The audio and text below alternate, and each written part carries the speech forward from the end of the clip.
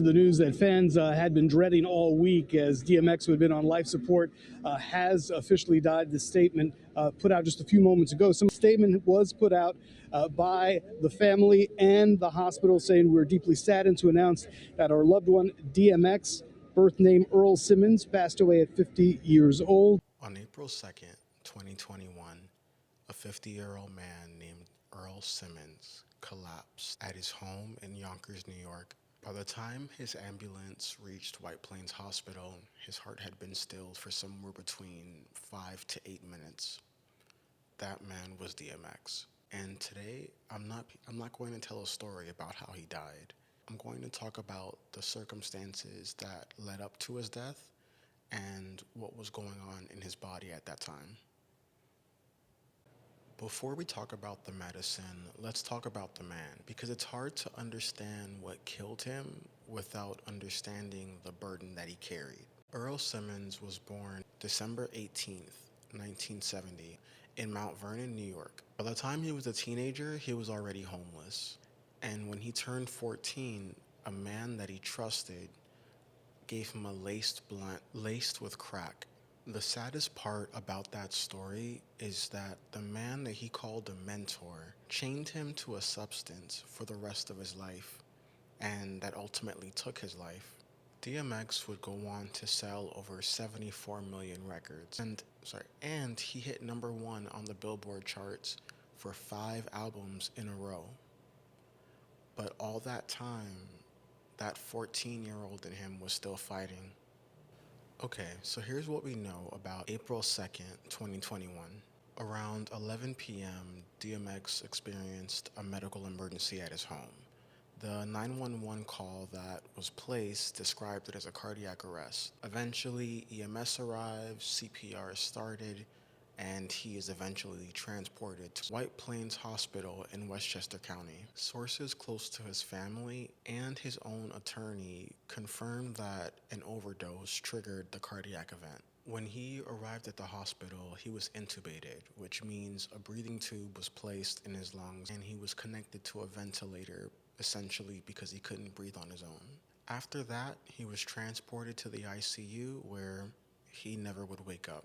For 7 days, his family gathered at his bedside. There were vigils outside the hospital, and the world held its breath. Eventually, the family was told something that everyone fears, that the problem isn't in the heart anymore, it's in the brain.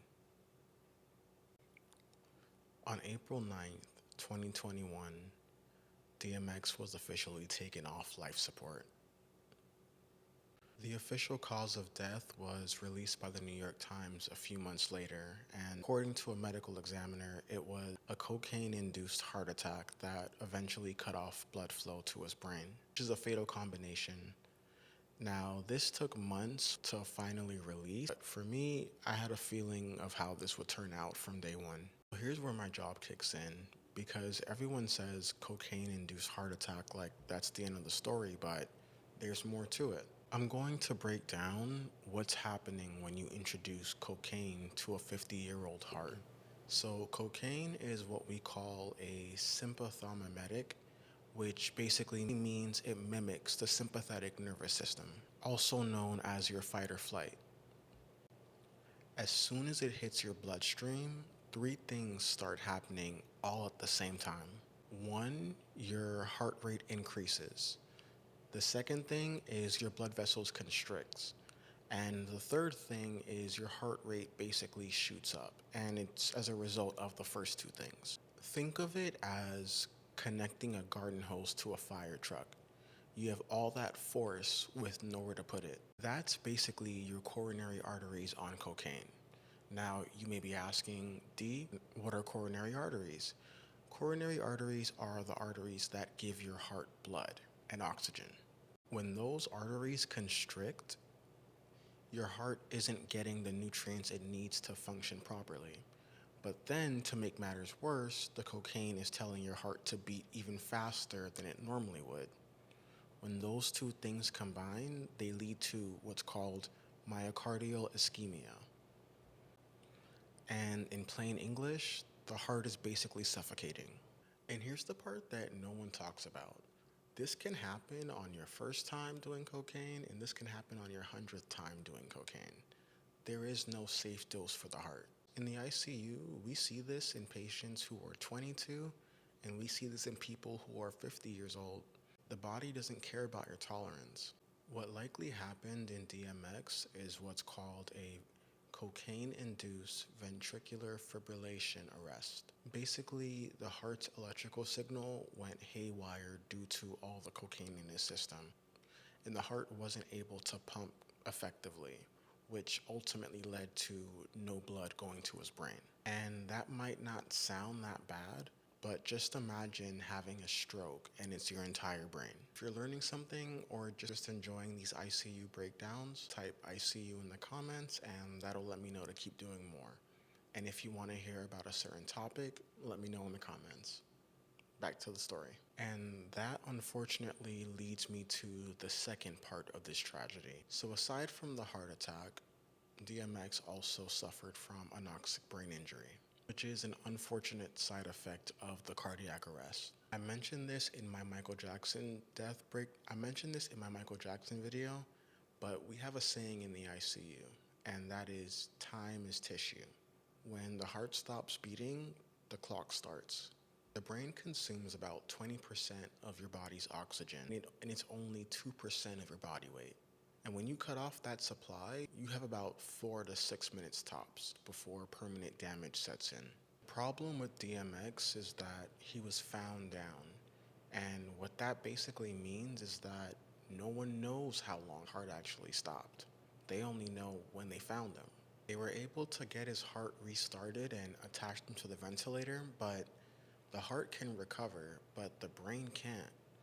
Once you have tissue damage, it's permanent. The neurons that controlled his breathing, his reflexes, his consciousness, they all died, and there's no way back from that. That's why his family made that decision to take him off life support, because they understood that his body was working, but his brain was permanently damaged. And that's the sequence. His heart failed first, then his brain, and then everything else. And I want it to be known that I'm not here to judge. I don't see addiction as a moral failure. I see addiction as a chronic disease that you have to work on for the rest of your life, unfortunately. According to the science of addiction, your reward center is essentially hijacked. Your ability to make decisions is impaired. And your ability to make decisions is impaired as a result. That 14-year-old kid that got hooked on laced blunts was the same 14-year-old kid that was running his nervous system all these years later. And the thing that I loved about DMX was that he was open about it. He went to rehab, he went to jail, he got out, he went back to jail.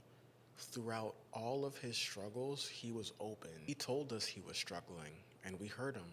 Point is, cocaine was the weapon. But this was a weapon that was introduced to him since he was 14 years old by grown men who wanted to poison him. So I could never blame him for what was done to him. Here's my opinion on this, because I'm not just here for the medicine. In our culture, we have a habit of romanticizing the things that take out our legends, whether that's pills, cocaine, or even codeine. We turn that substance into a sound or a style, and then we lose even more people to it, and everyone acts surprised. To his credit, DMX never sold that fantasy. One of my favorite songs from him is actually Slippin', which I feel is one of the most accurate and thought-provoking songs about addiction in hip-hop. In my opinion, DMX didn't lose. The disease does what it does, and he fought harder and longer than most. So with that, I'll say rest in peace, DMX. We'll keep playing your records, and hopefully the future can learn from your past. If you enjoyed this, drop a like and a comment, and I'll see you in the next one. This is DTV. Peace.